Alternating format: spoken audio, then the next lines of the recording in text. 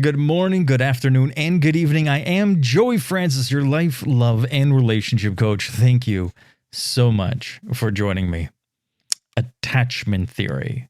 And I want to start off by saying I am just going to gloss over with a good bit of information because there is a lot when it comes to attachment theory.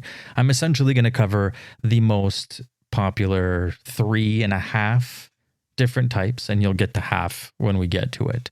And I just want to say that if by any chance anything that I say resonates with you, maybe it's worthwhile for you to dig a little deeper and go do some research on your own. Although I am going to try to provide you with some ideas and answers and maybe just open up your mind to some new theories about you, yourself, your dating life, how you act, how other people act, so forth and so on, because information is the key to everything. So starting off with attachment theory, and don't mind me because I literally have my notes in front of me. This was intensive. I actually had to do some research for this, So we're going to start off with the most prevalent attachment style or type.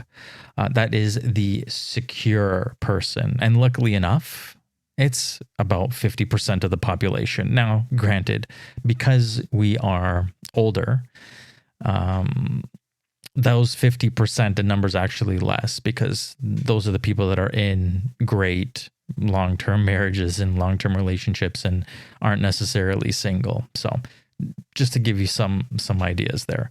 But the secure type, they are the type of person that has healthy expectations, can communicate effectively, usually has a higher level of self-esteem, and doesn't get anxious when they're apart from their partner.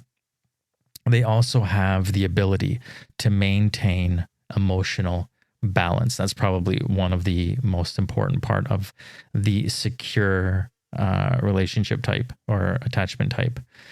And like I mentioned, about 50% of the population. So thank God for that. Now we're going to move on to the next one.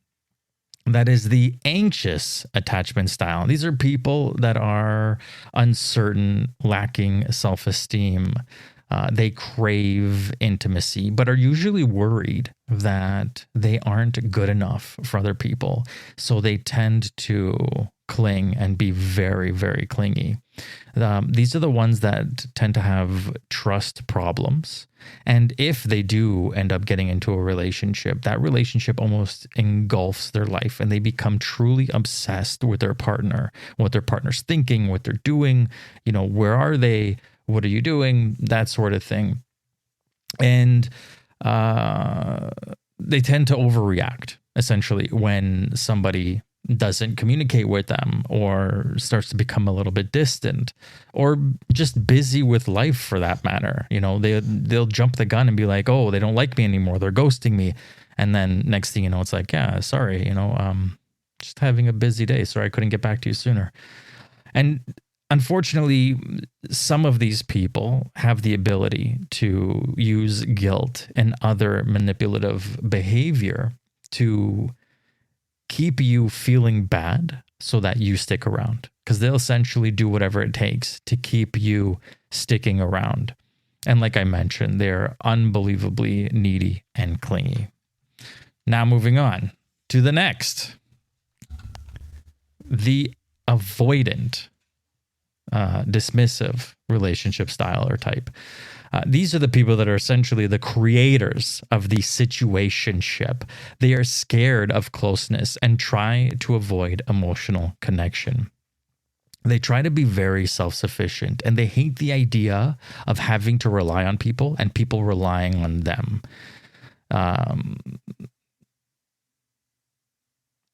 They like to feel that they don't need others. And essentially, the closer that someone gets to them, the more they tend to withdraw. They're very, very uncomfortable with deep emotions and emotional type of relationships.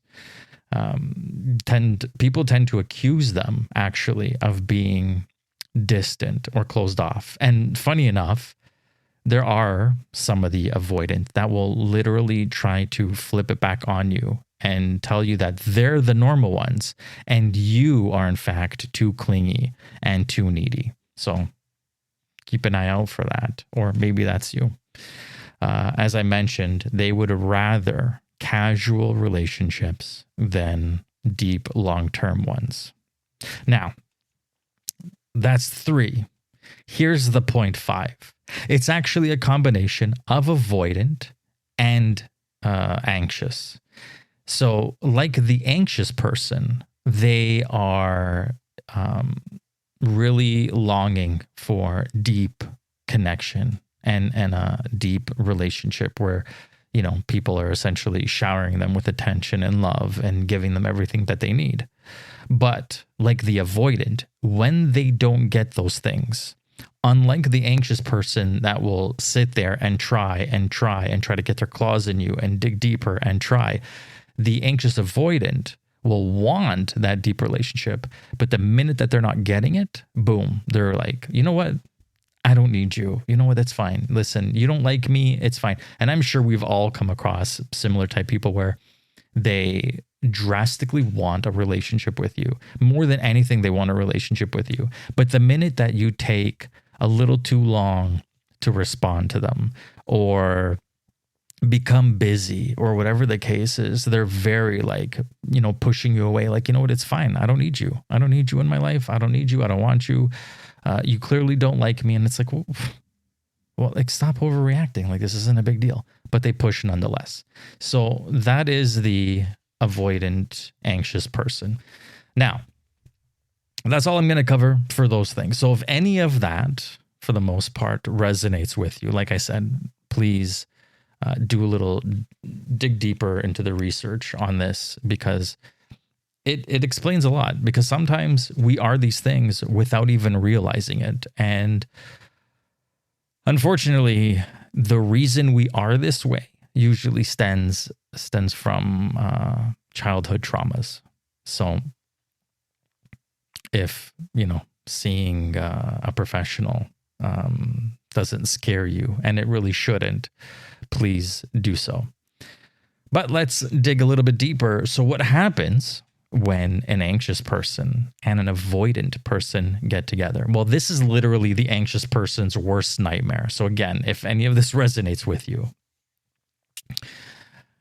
you become part of this vicious circle where the anxious person is essentially continuously chasing the avoidant, where they're trying to get their claws in them and have this deeper, loving relationship as they, you know, picture inside their head. They want this more than anything else. And yet the avoidant person, as things get a little too hot and heavy, they push, they walk away, you know, or push and disappear for a couple of days. And then maybe they're like, shit, you know, I really miss them, or I want them, or whatever the case is. And then they come back. And because the avoidant, the anxious wants it so badly, they're just going to take them back. And this is actually a good time to mention that if you happen to be someone with the anxious type, to be very, very careful, because you are prey for narcissists. They will come at you and yo-yo you and keep you wanting more and keep you coming back, and then like destroying you, knocking you down, and then apologizing and coming back and playing this hot and cold game. Very similar to like an avoidant. Now, avoidant narcissist, you know, not necessarily the same thing, but they do have some crossover traits. But you need to definitely be careful and you know, have some like self-respect for yourself, so that if anybody does yo-yo you or plays hot and cold, that you essentially walk away. And I'm going to get into some more of that after. Okay, so that's what happens if you're an anxious and an avoidant in a relationship together. Now, what if it's an anxious person and an anxious person? It almost sounds like it would work, and chances are it would, but it would be an extremely codependent relationship where essentially both parties are continuously walking on eggshells because things seem to be going well. What ends up happening is now that they're overthinking. In the back of their head, they're thinking to themselves like, "Oh my God, like I don't want to say the wrong thing. I don't want to do the wrong thing. I don't want to scare this person away from me. And they're both essentially having the same conversation inside their head, and because the anxious, wanting this deep relationship, they don't want to say the wrong thing. They don't want to upset somebody. So at the same time, they're not exactly forward with their feelings and how they feel and what they want and how they want to be treated. So these two people, like a very codependent relationship, it is always stressful to a certain degree because they're always worried about saying the wrong thing to one another. But it ends up working out at the end because, they both want the same thing. And then there's the avoidant and the avoidant. And this, ladies and gentlemen, is essentially the greatest friends with benefits relationship that's ever existed because both parties don't want to get too deep. They literally want someone that they can go out with, have a good time. And, when things start getting a little too emotional, a little too deep, it's like, okay, let's pump the brakes here. We don't need to do this part. And because both of them are essentially in the same group, they're both like, yeah, no, totally. This, what we have is great the way it is. Let's not mess it up. And what else are you supposed to say about that? Unless it comes to a point where one of them might start having deeper feelings and then, pulling back, and that whole hot and cold thing comes back into play.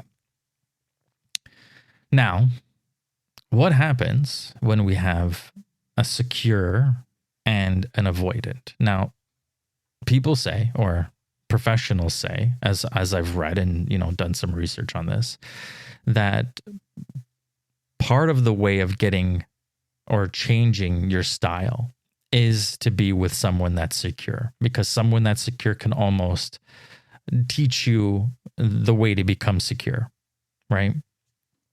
For instance, someone that is avoidant. You'd imagine that a secure person wants a deeper, meaningful relationship. But here's the thing, because they're able to communicate, which is key in all of this, they might give the avoidant person the space that they need. They might offer the avoidant person like, hey, listen, like, let's talk. Tell me what you're feeling. Why do you feel that I'm suffocating you, so to speak? Because that's like one of their greatest fears. And maybe in that environment, the avoidant person might be able to open up and say, hey, you know what? I'm feeling this, I'm feeling that. This is why this is why that. And, when things are out in the open, they're easier to be deciphered. So that's the secure and avoidant person. Now, what if it's a secure and an anxious relationship? Well, again, very similarly, the secure person has the ability to communicate and regulate their own emotions. So they have the ability, granted, provided that they know that the anxious person requires this or is there, or they're dating an anxious person, to offer them reassurance. Okay. Hey, I love you. I like you. I'm not going anywhere, and continuously offer this reassurance that might make the anxious person less anxious, because they're now being verbally told, and obviously the person's actions should match what they're saying, but they're being told that, hey, listen, it's cool, right? I understand how you feel. You don't have to worry. I am not leaving you. I am not going to hurt you. Now, let's be honest, to a certain degree, talk is cheap, right? Because if at the end of the day, if you ask a thief if they're a thief, they're not going to tell you that they're a thief. And the same thing goes when it comes to other people and dating and relationships. If you ask someone like, hey, are you a good person? What do you think they're going to tell you? No, I'm a piece of shit. I'm just going to sleep with you and probably not call you the next day. And you know what? Maybe like in a couple weeks time, when I'm bored and feeling like it, I might call you up and try to sleep with you again. Nobody's going to say that out loud, right? So you do have to be careful. And, obviously the secure person has the ability to communicate and hopefully communicate effectively and genuinely. And, the anxious person can see that. And in that case, that anxious person becomes less anxious, and maybe even in the future, because of that bond that they have with communication, that they stop being anxious altogether and then turn into being a secure person, right? Yeah. So what if you are anxious or avoidant? What can you do? Well, like I said originally, dating someone that is secure can help. Can. Doesn't mean it will for sure, because at the same time, that secure person may not want to deal with you. Like, let's be honest. But here's the thing. If listening to this right now, you resonate with something that I've said, whether it be about anxious or not secure, avoidant, Jesus. If you're listening to this and something that I've said resonated with you about being anxious or avoidant, I'm going to say to you, congratulations. Because the first step to anything is becoming self-aware and realizing that we might have one of these issues or one of these problems. And that is always the first step, because you cannot fix what you don't know, right? So being able to realize that, hey, you know what he said about anxious really resonates with me, or what he said about avoidant really resonates with me. That's the first step. And then we can go deeper from there. And maybe even, yeah. Okay. Maybe it's time we better communicate our skills, specifically the ability to have the hard conversations. This is a big one, because again, with communication, a lot of things can be sorted out and can be figured out, because once we know what the problem is, we can figure out how to fix it. It's just the way it is. So if we realize we have X issue and we learn to be able to open up to people and to communicate what we're feeling, how we're feeling, why we're feeling, maybe even these issues that we have, and to be, completely transparent with someone and express our emotional needs and practice acceptance of ourselves, right? Then we can risk being authentic and direct, because we should be proud of ourselves, right? We should love ourselves for who we are. And at least that way, if we're interested in somebody, they will know, exactly what they're getting into, and they will know exactly how to deal with us, and we will know exactly how to deal with them because of that communication. Not to mention, we wouldn't necessarily be dating people on false pretenses and essentially fake being something we're not, as well as manipulating someone to stay with us regardless.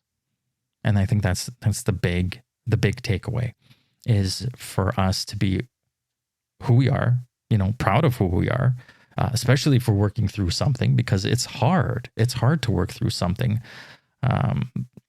A bunch of episodes ago, probably 5 episodes ago, I was talking about loving yourself and affirmations and being positive.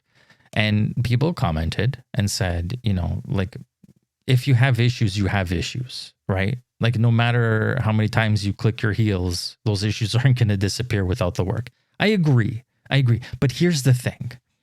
It is much easier for us to deal with issues starting at a positive place. See, unlike the movies and the odd stories you hear online, when people hit rock bottom, they tend to stay at rock bottom. This isn't the movies where it's like, I hit rock bottom, oh, there's no place to go but up, and then boom, they're just gonna fix themselves and skyrocket. No, that's not the way it works. It is very, very hard for each and every one of us to get out of bed, to move forward when we're at our lowest low. That is why things like therapy exist. That is why the, self-help industry is absolutely massive, because people like me and the other ones that do this sort of thing are trying to help you become the best you could possibly be, right? And if you start off in a good place, it's much easier to move forward and better yourself, because you're starting from a place of progress almost, right? You're looking yourself in the mirror saying, you know what? I look really good today. Maybe I'll take the stairs. I'm feeling good today. You know what? I'll take the stairs instead of the elevator. I'm gonna eat the healthy choice instead of the junk food, because I'm feeling good today. I want to do something good for me. And so forth and so on, and baby steps until you become the person you want to be. And that's why I say, be positive. Start off from a good place, as opposed to always dogging on yourself and making fun of yourself, because that's just going to keep you low. I know it completely went off what we were talking about, but you know what? This sort of even connects with this, because avoidant or anxious people, they have low self-esteems. They're worried that they're not good enough. So what if you thought you were good enough? Would you still be anxious? Maybe not. Maybe not. Maybe this is if I fix something within me, the rest of my life improves drastically, And this happens when we go to therapy. This happens when we read self-help books and come to a realization about our lives. This happens when we start working out and improving our fitness level. Every single thing we do has a drastic change on our life. So, self-esteem issues, you can even start with a daily affirmation. I am worthy of love. I love me. I'm a great human being. People want to know me, and so forth and so on. And as you start to believe this, it will start to impact your life in other ways. Well, you might want to dress better, might put more effort into yourself, doing your hair. Then from that point, maybe it's hey, you know what? I can get into better shape. And then you start eating better and working out. And hey, you know what? Instead of me spending, 40 hours a week watching Netflix, I'm going to read a book. I'm going to learn a new skill. I'm going to better myself, get a better job, so forth and so on. But that only starts from a place of positive outlook, as opposed to I'm a piece of shit, I'm dumb, I'm stupid, I can't do this, I'm fat, I'm ugly. Because saying those things to yourself are going to hold you back. And again, that coincides with the avoidant person or the anxious person. I keep getting them mixed up. The anxious person.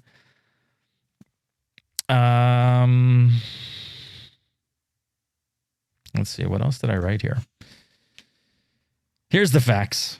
We are who we are. As long as we are being our authentic selves, the best to our ability, then a genuine relationship is just around the corner. Provided, I wrote that down, provided you work on yourself, as I just ranted on for the past 3 minutes. Here's some kind words to you. There is no such thing as perfect. But if you read my book, I don't technically believe that. There is no such thing as perfect, but there is such thing as perfect for you. And if there is such thing as perfect for you, that means there is such thing that you would be perfect for someone else. So just to keep that in mind, again, starting from a positive place. Again, you have to work through your shit though. You have to, come to terms with who you are in a positive way. But, and here's the downside. That also means rejection will be part of your journey, unfortunately. And you are going to eventually at some point reject others, and other people aren't going to reject you. And you need to understand that I can't say not to take it personally, because if somebody doesn't like you, it's pretty personal. But having a higher level of self-esteem and some logic, you understand that, you know what, this person isn't for me. Despite how much I may like them, this person isn't for me. And if they're not for me, then it's not going to be like, even if I did get them, it wouldn't necessarily be a happy life, right? Because they're there for the sake of being there, while I'm there because I really want to be there. So it would be better for you to find someone who doesn't reject you, someone who likes you and loves you for who you are and how you are, right? Good.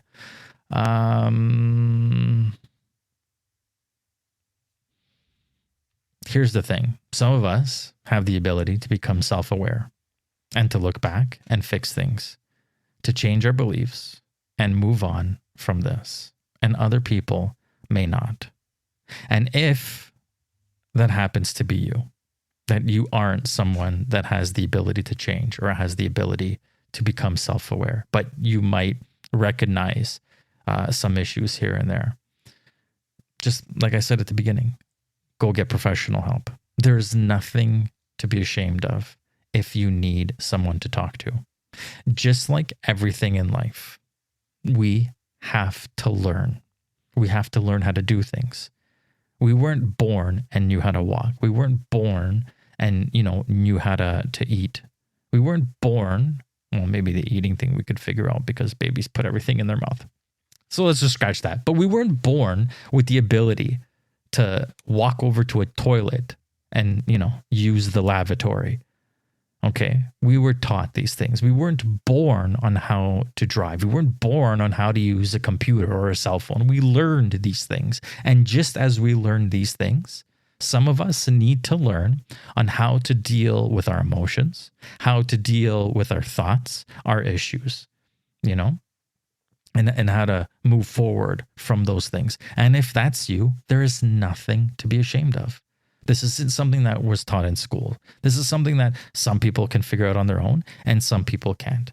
And if you're the person that can't, well, you can still learn. It's never too late.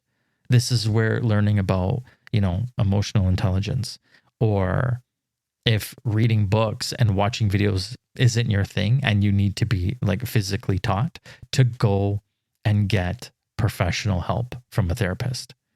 That is what they're doing. That is their job, right? And by doing this, I promise you, if you go to therapy, if you're someone that needs therapy and goes to therapy, I promise you, you're going to end up at the other end of it saying to yourself, why didn't I do this sooner?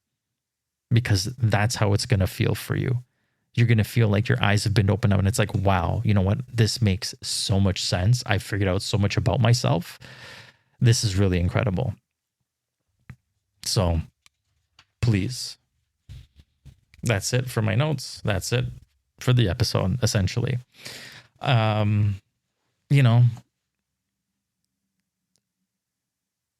Things like this, they're important to know. They're important to know. Like even just what I told you today, because if you do recognize that you are an avoidant or you are anxious, or even if you're secure, you might recognize it in somebody else, like when you're out there dating and in a relationship, and having a better understanding of the other person you're dating or yourself. You know how to approach things differently. And I'm not saying that, like, if you're a secure person and then you realize after listening to this that, the person I'm dating is an avoidant or the person I'm dating is anxious. Maybe they don't know that. Maybe having them listen to this might help. Maybe being able to communicate and say, hey, I've been doing some research and I came across this thing and it kind of sounds like you. Like, what are your thoughts? And approaching it in obviously the nicest and safest manner possible, and not trying to start a fight or anything, because if you point a finger at someone, they might get a little hostile with you because nobody likes fingers pointed at them. But nonetheless, if you're trying to create a healthy, safe space, this might help. And if you need to go deeper, please do so. And if you need help, please get help. Please, please, please, please, please. Figuring these things out, and essentially me trying to, enlighten you and obviously trying to reach as many people as possible, is only going to create a safer, better dating pool overall for everyone. At least that's my hope. Trying to make change, trying to make a difference, so that us older single people have a good shot of having that happily ever after. And on that note, if you need some self-help books that might improve things, you can get some at joeyfrancis.com. That's JOEYFRANCESS.com. And there you can order my books, Fate is Bullshit, A Logical Guide to Happiness, which is essentially a logical guide to happiness, as well as The Logic of Me, a guided journal for self-discovery, where things like this might benefit from my journal, because it will force you, provided you're honest with yourself, it will force you to dig deeper into yourself and figure shit out, or at least put yourself on that path. And if by any chance you have any questions for me or ideas for a podcast that you would like me to talk about, by all means, please send me a message right there, and I will get back to you as soon as I can, or create a whole podcast based on what you ask. So, as I say, love yourself, as that's the one thing I keep remembering to be able to that I say at the end of these things. Love yourself and go out into the world making the best decisions for you. And while you're doing it, don't hurt anybody. Don't be a jackass, okay? Kill them with kindness. Be nice. You know what? That's what I'm going to start saying. Love yourself and kill them with kindness. Every little bit helps. Until next time.